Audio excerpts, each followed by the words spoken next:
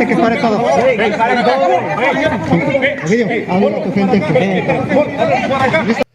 ¿Recuerdas esta polémica detención y posterior liberación? El gobierno de los Estados Unidos ha lanzado hoy otra ofensiva para detener a 4 de los hijos de El Chapo Guzmán. Bienvenidos al Caporal del 15 de diciembre. Comenzamos.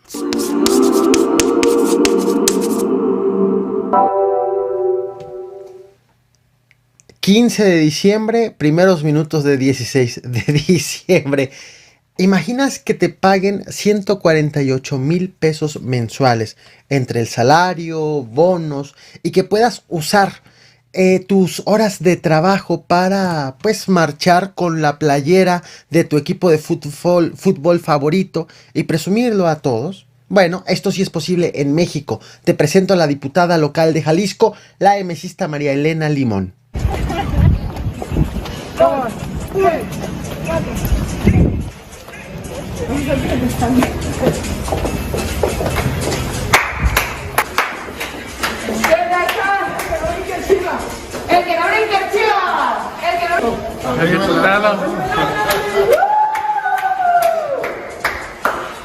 Se supone que los escoltas son contratados para garantizar la seguridad de quien los contrata. Pero ¿te imaginas estar en medio de un enfrentamiento entre dos grupos de escoltas? Esto ocurrió este miércoles 15 de diciembre en la colonia Polanco, en la Ciudad de México, una colonia de alto poder adquisitivo. No se sabe cómo, pero cuando los vecinos se dieron cuenta, pues ya estaban los dos grupos de escolta haciendo disparos al aire con armas largas. Estaban discutiendo. Policías capitalinos se movilizaron a la zona y detuvieron a estos guaruras que ves en pantalla, aunque las autoridades no han revelado la identidad de quienes los contrataron, de quienes contrataron estos escoltas. Se sabe que uno es mexicano y que el otro es inglés.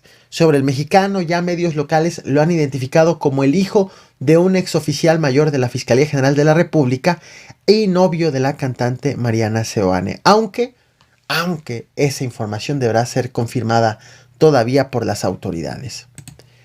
Hoy y en las últimas horas, Celaya, Guanajuato y Cancún, Quintana Roo están de luto por dos casos verdaderamente sensibles. En Celaya, este martes 14 de diciembre, una pareja, recogió a su hija de 13 años de edad en la escuela y cuando ya regresaban hacia su casa, los tres en una camioneta, fueron alcanzados por aproximadamente 2 personas a bordo de una motocicleta, quienes les dispararon a la familia. En el lugar murió la menor de edad, mientras que los papás sobrevivieron a la agresión, pero resultaron heridos, sin reporte de detenidos hasta el momento en que estoy haciendo esta transmisión. En tanto, en Cancún, Quintana Roo, ocurrió este 15 de diciembre algo muy similar a lo de Celaya. También un niño de 13 años de edad caminaba en el fraccionamiento Villas Otoc Paraíso cuando fue alcanzado por 2 personas a bordo de una motocicleta, quienes le dispararon al niño a quemarropa. El menor de edad también falleció en el lugar. Y nos vamos a Chiapas, en Oxchuc. En Oxchuc, los habitantes eligen a sus representantes por usos y costumbres.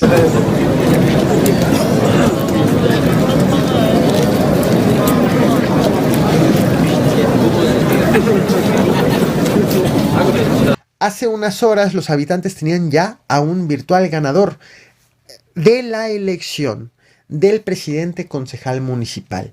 Una elección disputada por 10 candidatos. Resulta que los simpatizantes de 2 de los 10 candidatos no estuvieron conformes con el proceso de elección. Los simpatizantes de Hugo Gómez y los simpatizantes de Enrique Gómez no quisieron aceptar los resultados y comenzaron a discutir. Los ánimos subieron de tono hasta que se inició una trifulca en la plaza central. Trifulca en donde emplearon palos, sillas, cohetes y hasta armas de fuego. Al momento, los hombres armados que verás a continuación, tienen tomada la cabecera municipal. El balance de este enfrentamiento es de al menos una persona muerta.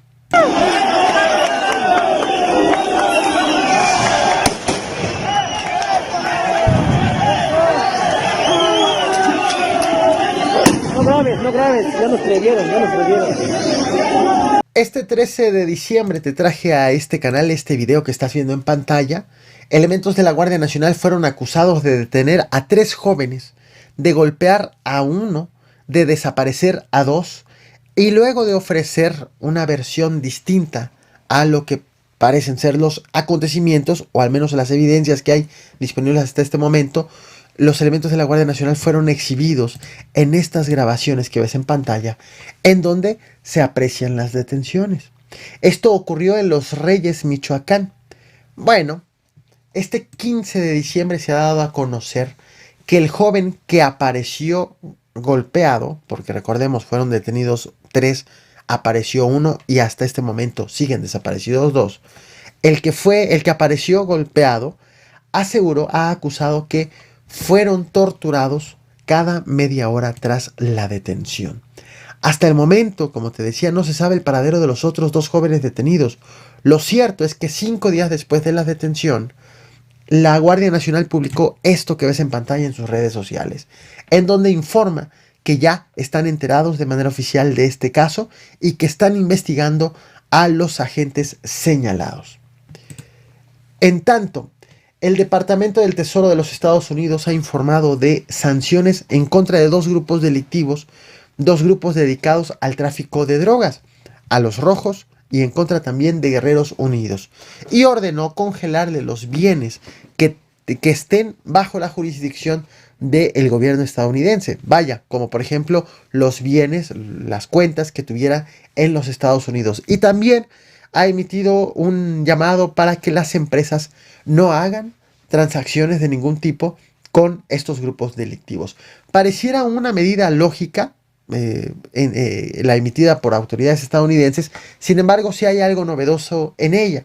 Anteriormente, Estados Unidos actuaba sobre cárteles transnacionales y con la orden girada en contra de estos grupos, se trata de grupos que no necesariamente tienen una dimensión transnacional, pero cuyos efectos sí los perciben en los Estados Unidos.